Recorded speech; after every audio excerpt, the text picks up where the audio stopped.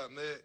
Congrats on the win. Thank you, thank you. You mentioned during pregame just about how this team needed to find the Brooklyn way. In what ways did you see that tonight, especially in that fourth quarter? I always believe the race is not given to the strong or the swift, as the ones that endure usually get it, and we just endured to the end and got some stops in the fourth quarter. They scored 22 points, and then Noah and Nick was outstanding at the rim. 15 blocks was just outstanding, and then Dennis came to play in the fourth quarter too and hit some clutch shots, hit 2 threes, and then got to the basket off a ATO that we drew up for him to get to the basket and got an and one. So it was just great execution at the end, making our free throws at the end, and that's the Brooklyn way. Gritty, but with a little style to get the fans into it. We didn't want to blow out, so they all leave early. So all the guys have just talked about just the fan base and how they wanted to do this for them, to have a home game like this, the last one, and to walk off the court with the one, even in a game where you heard the Brooklyn chants. Just like, how sweet is that for you guys as a group to in that home stretch like that? Yeah, we wanted to do that.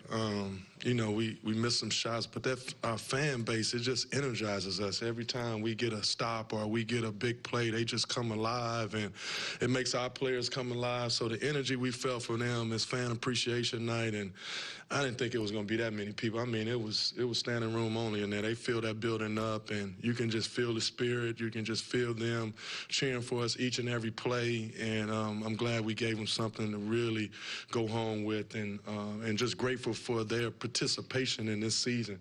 There's been a lot of changes, a lot of ups and downs, a lot of injuries, but the one thing that didn't change or didn't waver is them supporting us, and I just really appreciate that. This is a twofold. With Noah, I mean, obviously you've had an opportunity to see him practicing and playing and growing, but the speed with which he's acclimated himself to the NBA game, to be able to impact it like that down the stretch, has that surpassed even your expectation? Considering no, not what I've seen in the preseason. And I got to give, Moo and all the coaches down in Long Island a big-time shout-out because, he could have pouted down there. He could have, Jay Will is up here. I'm down here. I'm the #1 pick. He could have had all that stuff going on.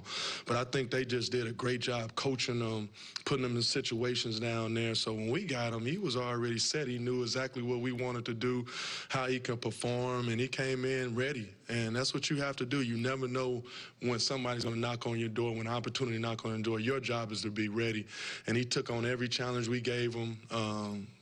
We like 15 red. We not going on. You replace Nick in 15 red. We're gonna play 15 red, and he's just held his own. Then have 7 blocks, and the resilience that he showed. Got the turnover. And then he came back and had one of the best plays all season with that block. And, that just shows his fortitude. That shows his impact that he has on the game. And that shows him going to the next play because he easily could have put his head down and pouted or got frustrated and then came back and blocked a shot. And then we ran behind and got a rebound. So it was amazing to see that. It was amazing to see the execution. We called a timeout and executed in a timeout, got the ball in. So it was great execution. And it all came together, and now we got 2 more to go play the Knicks, and now we're moving on to that. So we're going to stay in the present moment. And obviously you got the result, but Mikal did not play in the fourth. I'm curious, Is he okay, or was that just game flow? Yeah, he's okay. Yeah, he's okay.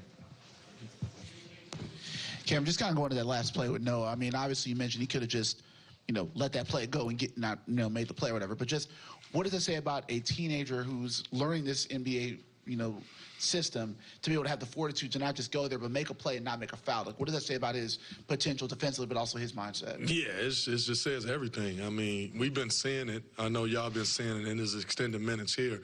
But he plays without fouling. It's amazing how he does it, and we've been seeing it all year. When he gets to the rim, he can be vertical, and then he can block a shot at the apex. He don't come down. So it was just amazing to see it. I think he had 7 blocks tonight. He didn't hit his threes, but they was running them off the line, the poise to get to the bucket. He's going to be an outstanding basketball player, but he's not satisfied, and that's what I love about him. He's not satisfied with this. He'll get down on himself a little bit, and he'll come back. He'll ask the coaches how he can get better. So he's not satisfied. So I know that. So that's what I love about him the most. Thanks, Gail.